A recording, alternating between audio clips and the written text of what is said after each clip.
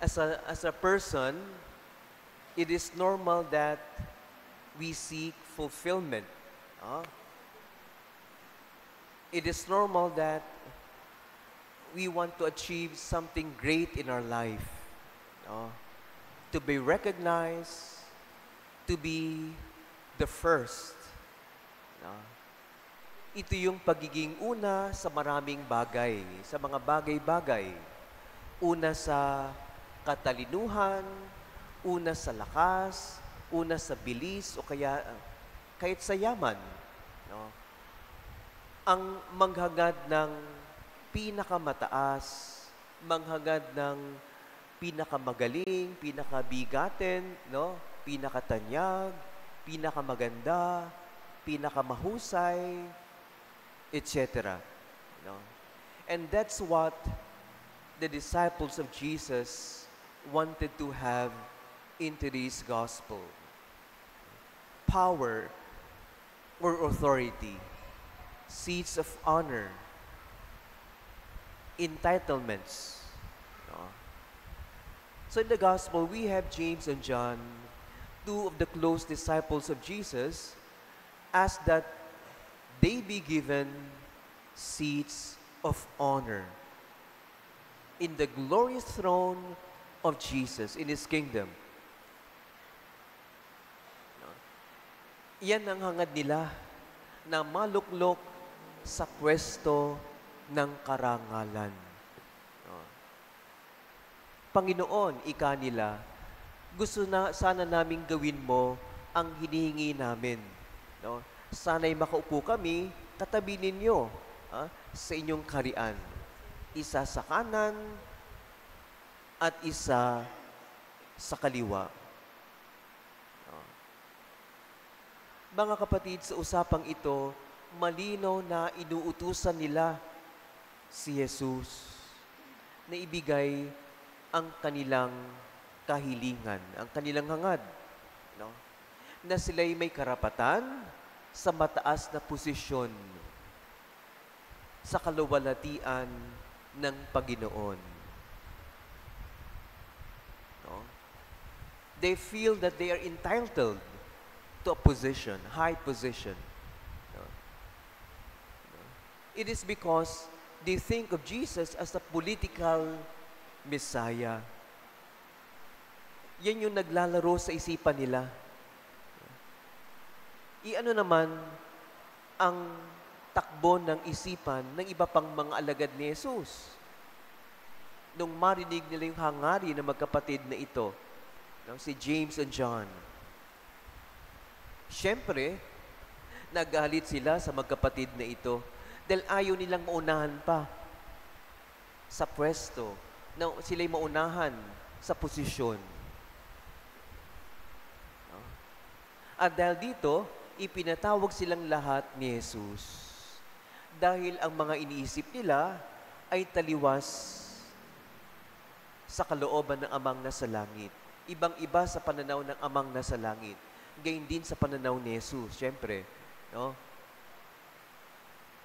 Una, hindi isang political na paghahari ang itatayo ni Jesus.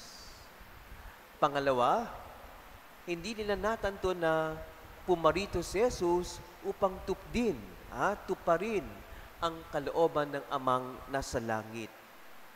Sumusunod lamang si Jesus, tumatalima lamang.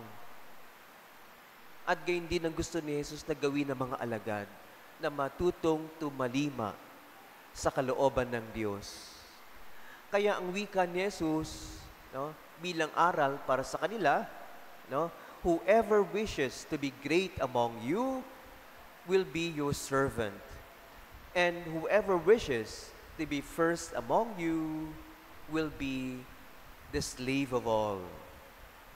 No? So, kung nais mong maging dakila, matuto kang maglingkod. Gusto mong mauna? Gusto mong maging pinuno? No? Leader? Maging tapat kang alipin para sa iba. No? Alam niyo, yan ang katangian na nais ni Jesus na meron tayo bilang mga Katolikong Kristiyano. Lalo na kung naghahangad tayo ng posisyon sa simbahan man o sa gobyerno, sa politika. Malapit na eleksyon, ha? Oh. Ano bang katangian dapat meron isang leader kung nangahangad ng posisyon? No? Sa simbahan, no? Sa politika, no? Kasi may mga leader din tayo sa ating simbahan. No? Punong lingkod ang tawag nga natin eh. Servant leader. So doon pa lang sa salitang yun, malinaw na ang leader ay dapat matutong maglingkod. Kaya servant leader eh. No? Punong lingkod. Kaya kung ayaw mo maglingkod, hindi ka pwede mag-leader. No? No? Kaya nga, ika nga ng Panginoon, no? Ginagawa niyang basihan yung kanyang sarili. No? Anong sabi ni Jesus? For the Son of Man did not come to be served, but to serve, and to give His life as ransom for many. No? So malinaw ang layunin ni Jesus sa kanyang pagparito. Maglingkod, hindi upang siya'y paglingkuran. No?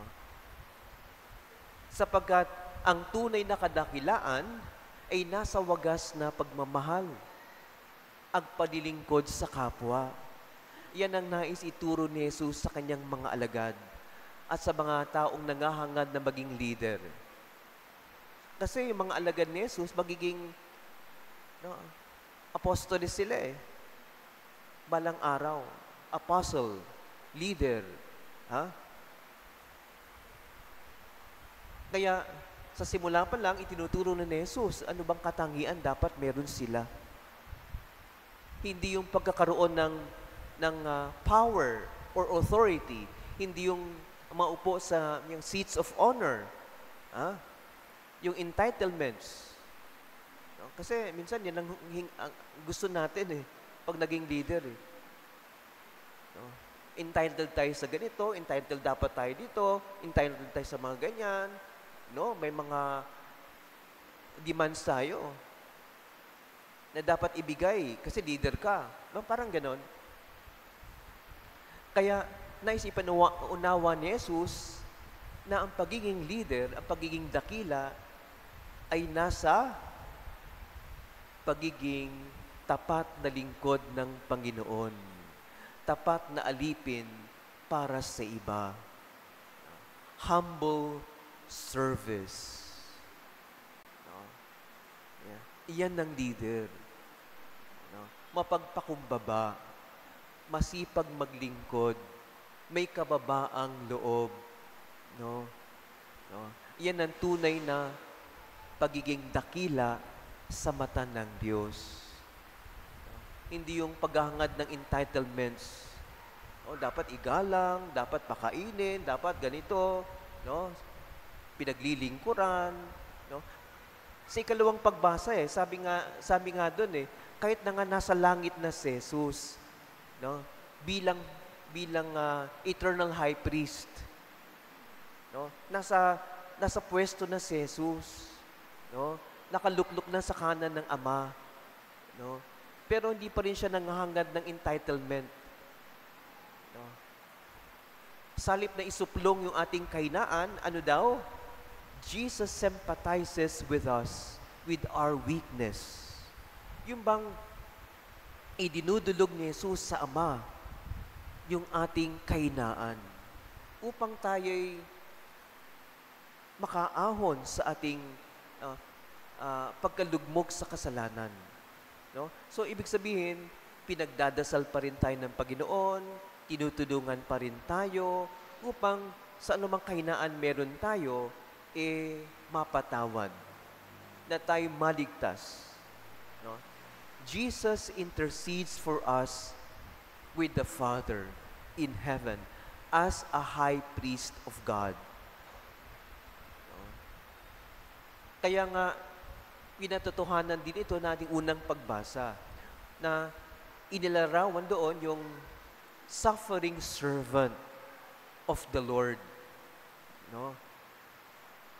Kasi nga, ang sabi dito sa unang pagbasa, ito yung tunay naging lingkod dahil tinutupad niya ang kalooban ng Ama, hindi yung kagustuhan niya. Ganun daw dapat ang isang lingkod. No? Isang leader. No? Inialay yung kanyang sarili para sa kabutihan ng iba. Hindi sa kabutihan ng sarili. Self-interest, hindi ganon. No? At sabi pa doon, He allowed Himself to suffer for the sake of others. Not because He enjoys suffering, because He wanted to serve God faithfully, fulfilling His will. No? At yan yung tinutukoy na suffering servant sa unang pagbasa na nagkaroon ng katuparan kanino? Kay Jesus. Sa ating ebanghelyo ngayon, siya yung suffering servant. Dahil nga inaalay niya yung kanyang sarili. No? Sa kanyang pagkapakasakit, hanggang siya'y maipako sa krus at mamatay. Yan ang tunay na leader. Kaya mga kapatid, inaanyan tayo na ating mga pagbasa na tularan ang magandang halimbawa ni Jesus bilang lingkod ng Diyos.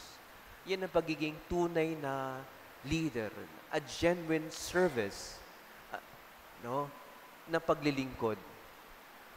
Kaya mga kapatid, no, suriin natin yung ating buhay. Kung tayo naglilingkod bilang magulang sa ating pamilya, kung tayo naglilingkod sa ating trabaho, no, leader tayo sa ating kinalalagyang trabaho, paano ba tayo maglingkod? No? Kung tayo naglilingkod sa simbahan, leader din tayo, paano ba tayo maglingkod? No? Kaya mahalagang mapagnilayan natin ang aspetong ito na tama, wagas na paglilingkod sa ating kapwa.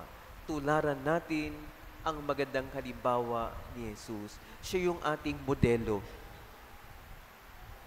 Sa wagas na paglilingkod, sa wagas na pagmamahal, sa wagas na